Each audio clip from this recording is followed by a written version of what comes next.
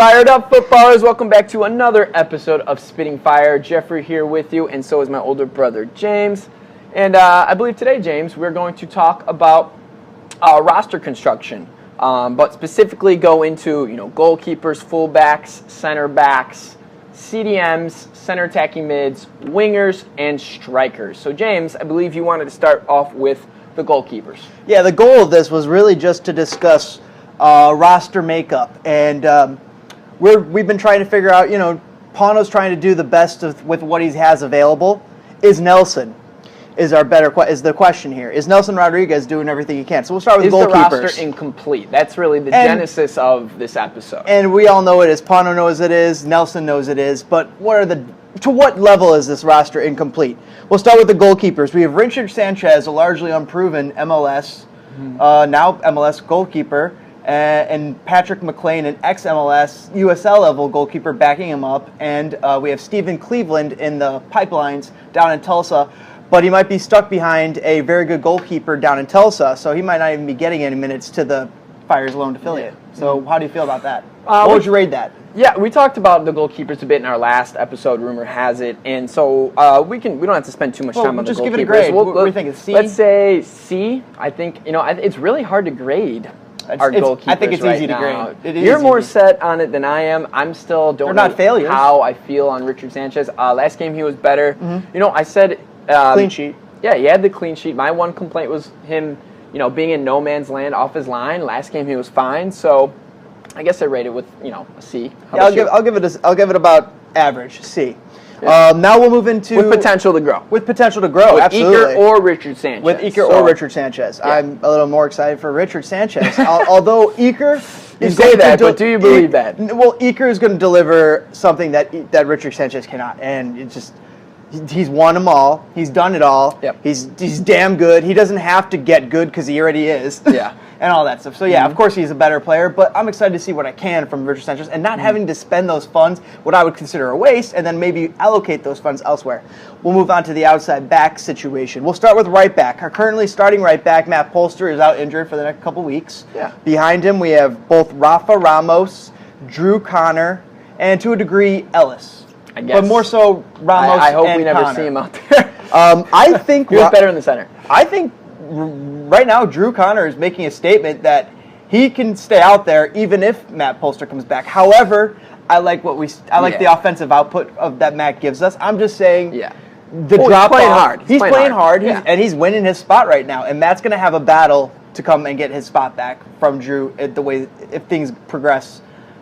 Positively. Yeah, so James was talking about Matt Polster. Our left back is Brandon Vincent. So both of those guys were brought up to the U.S. men's national team, trialists, so they had their shot. And Polster got a cap. So, is in regards to our fullback scenario. Well, hold on, finish up. Left back is Corrales. My bad. He's just a backup. Hopefully, he doesn't really see the field. But in front of him is Brandon and also potentially Ellis. So not terrible depth there, actually. I mean, if you had to give it a rate, what would you give it? I would say that's probably one of our more solid A. I might give it an A. It's in the B's. B plus. It's in the B's. It's one of our most solid positions, left and right side, just because you got a very capable starter there.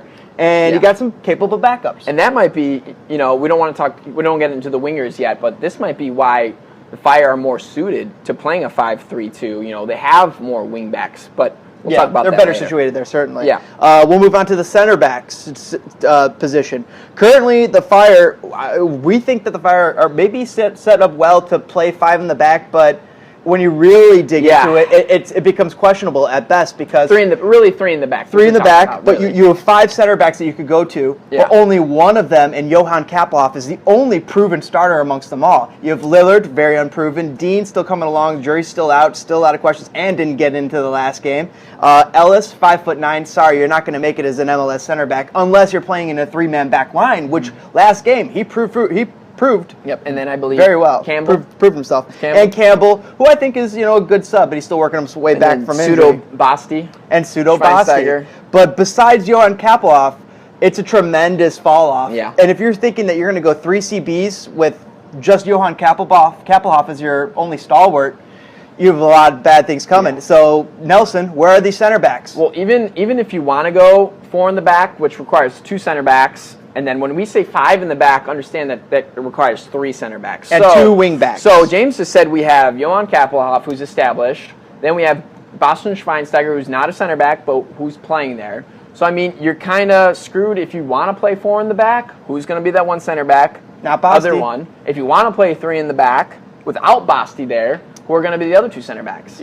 So hopefully Lillard would be penciled in. Yeah, Lillard. And right now you could probably pencil in Ellis. However, is that ideal? Is that going to work against Zlatan? 6'5" of Zlatan? How is 5'9" Ellis going to compete with 6'5" Zlatan?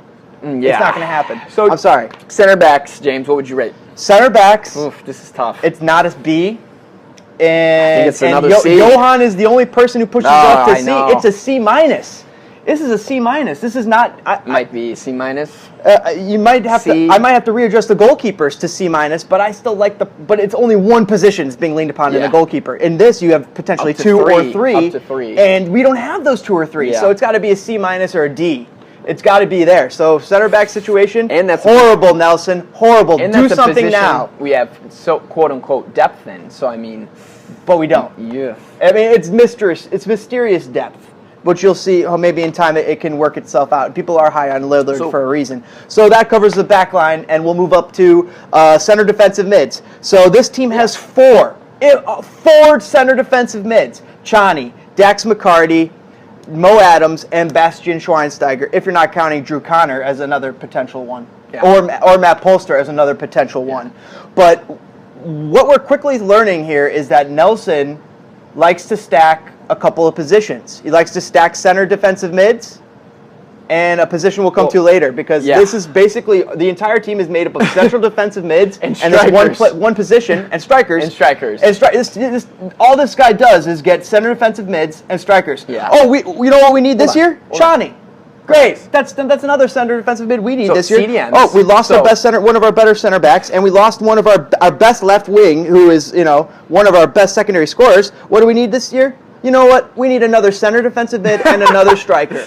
Yeah. What is this guy doing? And what is this guy doing that he gets another job? He gets another. Well, I'm sorry. Yeah, I'm shouting. I'm getting excited. But Nelson got another title this year from Andel Holdings to run the Fire. But he's not even doing his first job adequately enough. How does he get another job? Let me step in. Let me step in. So we're not trying to talk too much about. I'm getting mad. I'm getting heated. So let me talk about our center mids. So a majority of our center mids, like James said, are CDMs, right? Yeah. So they're players that like to play with their back, facing our goal. So, checking to our back line, receiving that ball, turning it out. That's kind of the role on offense, maybe the pivot guy. And then defensively, organizing our midfield and being that link in between, our back line and our midfielders. So we have tons of those, like James says. Like Nelson likes to stockpile those positions. So we have the CDMs.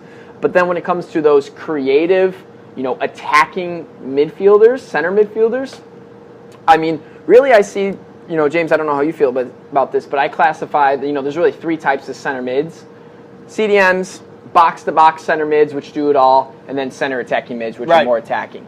So, I mean, we have a lot of CDMs, and then when it comes to center attacking mids... And they all do the same thing, though. All the center defensive mids all do the same thing, with the exception of Chani, who can't pass at all. Yeah. But he can tackle. He can tackle. So we don't have very many center mids that are attacking minded, and George Mihailovic, who's injured right now, and go through worse. So some of our potential center mids are George Mihailovic, who's maybe a center mid, maybe probably more center mid. Georgie. You do have Brant Bronico, who's kind of a player who can fit in a couple places. It seems like they prefer him on the outside. But maybe they do throw him in the mid, because you really don't know where Brant plays. But I think Brant could play on the wing and at striker. I think he might even play a little attacking mid. They like some of the things he shows there. So we went into Cam here. But that's where you were at? But that's no. Right now we're in center mids. Center mids, okay. And that's about it for center mids. If you want to move on to Cam, we have Baquero and maybe Campos. Maybe Campos is a Cam. I'm not sure if he was a winger in college or if he was a striker or something else. Did we look this up? I think it was a striker. I think he might have been a striker, but Campos is another potential Cam. So we have 2 Cams, Baquero and Campos, also very unproven.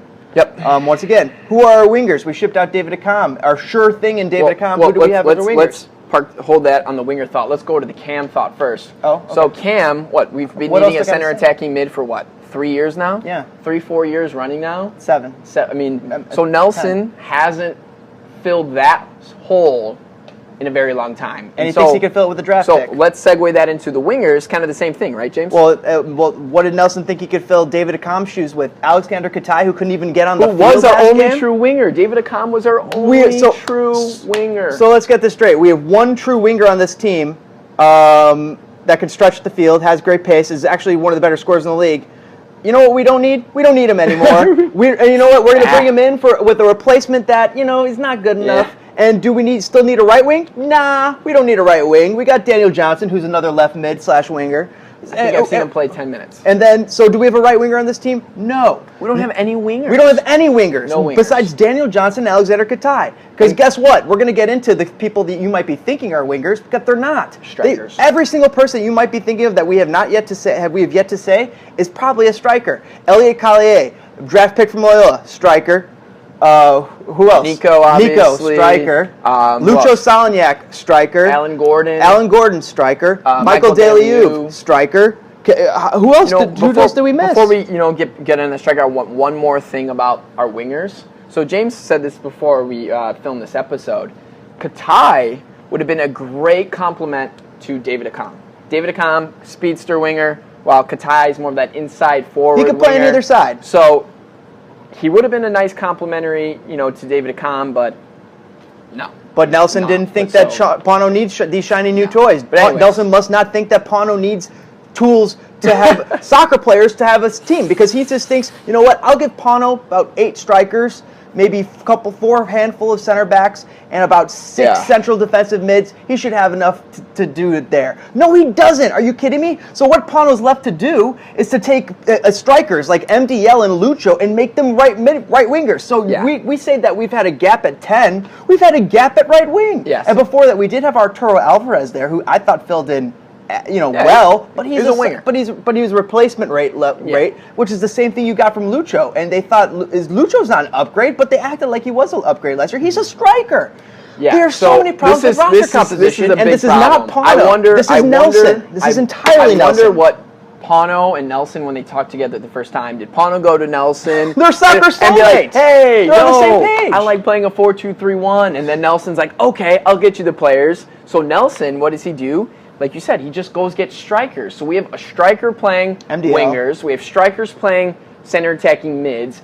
And let me tell you, as a player, we have strikers playing left mid. It's not as easy of a transition as you think. So when you watch David play, he liked being wide, right? That was his role. When you start having strikers play outside mids or cams, they're strikers. They have striker tendencies. So they want to check to, right? And so sometimes clog up that space. So when we have strikers playing the wing, they're going to get inside and get tucked in and want to play naturally more in the center of the field. So we have a cam that might be a striker. We have a winger that might be a striker. And then we have a striker. So what's going to happen? They're going to clog the middle. Mm-hmm. And when you're in the middle, it's also very easy to defend. It's easy to defend things that are in the middle. It's harder to defend when you get, teams stretched out wide, and you're knocking that ball back and forth. So Pano, like you said, he has all these strikers, and he doesn't have enough, variety. There's not enough flair to this team on offense. Pano's got 11 round holes, and Nelson just keeps scanning this guy's squares. Yeah. Here's 4 squares to fill those 3 round holes. Good luck, Pano. And you know what? We'll see you in May. We'll see you in July. So it's like we're not really suited to running a 4-2-3-1 because we don't have the attacking options. And then we're also not really suited to running a 3 in the back system because do we have 3 true center backs? No. Unless you play an Ellis, unless a Lillard works out, and unless you want to keep Basti in there. So there's still a lot of questions. They're banking on so much. And I just don't understand how we're this far into the season, James, and I really don't NR think doesn't have the roster set. And that's what I got to say. And I got to say that this does not come down on Pano. Pano has gotten so mad where he's like, I can't even be making experiments now, but this guy is giving me people I got to take experiments with. And injuries. They've been hit with injury bugs too. But still, Nelson didn't set them up to compete or give him the tools to have a legitimate even chance of getting points in the first few games. It's like they really only needed to add a couple more pieces to the core from last year. They pulled out. They lost a very good center back, and they lost an awesome left wing. How did they replace it? They brought in another center defensive mid and another striker and a whole bunch of kids who are unproven. Yep. kids. And that's supposed to solve the problems of the two things that are now gone? No, it's just not how it works. So our attacking Nelson, options are kids. Where were or you strikers? trained? In New Jersey? He lives in New Jersey. Okay. So, I mean, it's... So NR, Jamesy taking some shots at NR Definitely. today. I got a little heated today. Any Sorry last, about that. I'm good on my thoughts. Any last thoughts for you there, Jamesy? Feeling good about it. If you enjoyed the conversation, toss us a like, subscribe to our channel for more Spitting Fire. Always having a good check. Always check in the comments. Enjoy anything you guys have to add to the conversation. It's been good, and we'll catch you guys later. That'll be the plan. Let's do it.